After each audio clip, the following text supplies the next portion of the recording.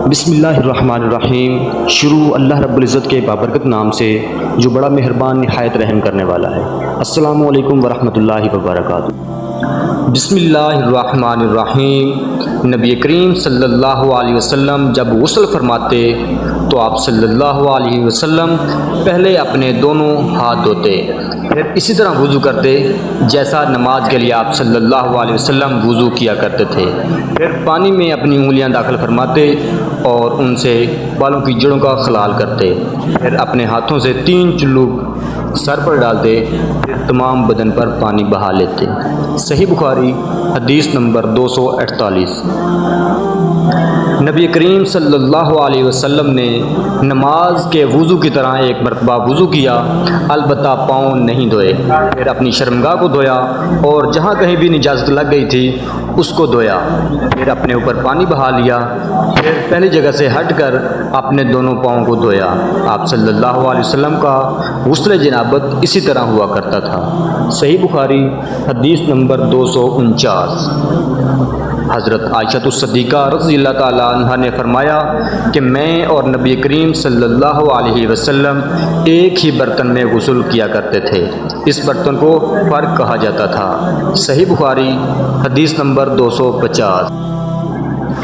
ابو سلمہ اور حضرت عائشہ الصدیقہ رضی اللہ تعالیٰ عنہ کے بھائی حضرت عائشہ رضی اللہ تعالیٰ عنہ کی خدمت میں گئے۔ ان کے بھائی نے نبی کریم صلی اللہ علیہ وسلم کے غسل کے بارے میں سوال کیا تو آپ صلی اللہ علیہ وسلم نے سا جیسا ایک برتن منگوایا، پھر غسل کیا اور اپنے اوپر پانی بہایا۔ اس وقت ہمارے درمیان اور ان کے درمیان پردہ حائل تھا۔ صحیح بخاری حدیث نمبر 251۔ ابو جعفر محمد باقر نے بیان کیا کہ وہ اور ان کے والد جناب زین العابدین جابر بن عبداللہ کے پاس تھے اور کچھ اور لوگ بھی بیٹھے ہوئے تھے۔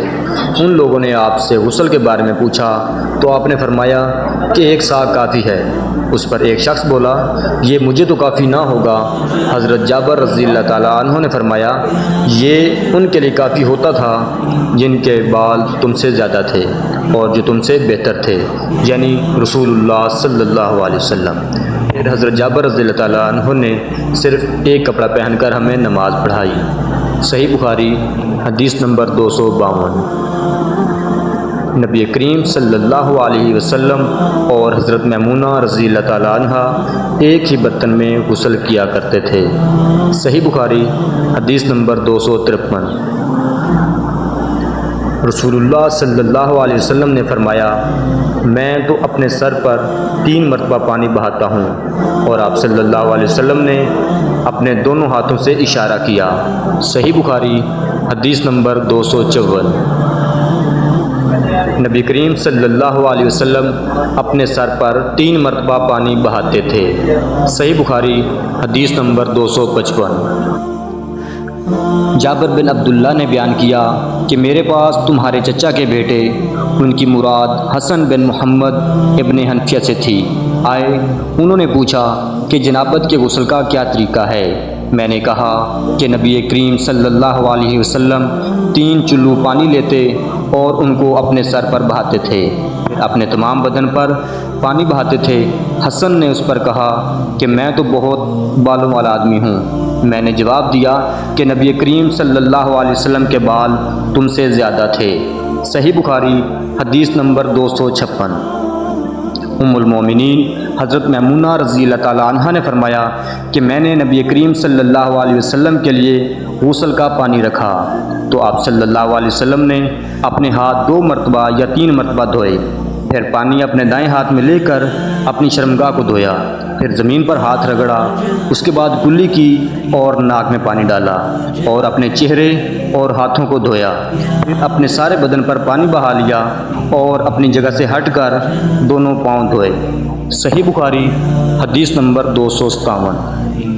نبی کریم صلی اللہ علیہ وسلم جب غسل جنابت کرنا چاہتے تو حلاب کی طرح ایک چیز منگاتے، پھر پانی کا چلو اپنے ہاتھ میں لیتے اور سر کے دانے حصے سے غسل کی ابتدا کرتے، پھر بائیں حصے کا غسل کرتے، پھر اپنے دونوں ہاتھوں کو سر کے بیچ میں لگاتے تھے۔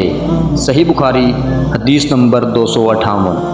ام المومنین حضرت میمونہ رضی اللہ تعالیٰ عنہا بیان کرتی ہیں کہ میں نے نبی کریم صلی اللہ علیہ وسلم کے لیے غسل کا پانی رکھا تو پہلے آپ صلی اللہ علیہ وسلم نے پانی کو دائیں ہاتھ سے بائیں پر گرایا، اس طرح اپنے دونوں ہاتھوں کو دھویا، پھر اپنی شرمگاہ کو دھویا، پھر اپنے ہاتھ کو زمین پر رگڑ کر اسے مٹی سے ملا اور دھویا، پھر کلی کی اور ناک میں پانی ڈالا، پھر اپنے چہرے کو دھویا اور اپنے سر پر پانی بہایا، پھر ایک طرف ہو کر دونوں پاؤں دھوئے، پھر آپ صلی اللہ علیہ وسلم کو رومال دیا گیا، لیکن آپ صلی اللہ علیہ وسلم نے اس سے پانی کو خشک نہیں کیا۔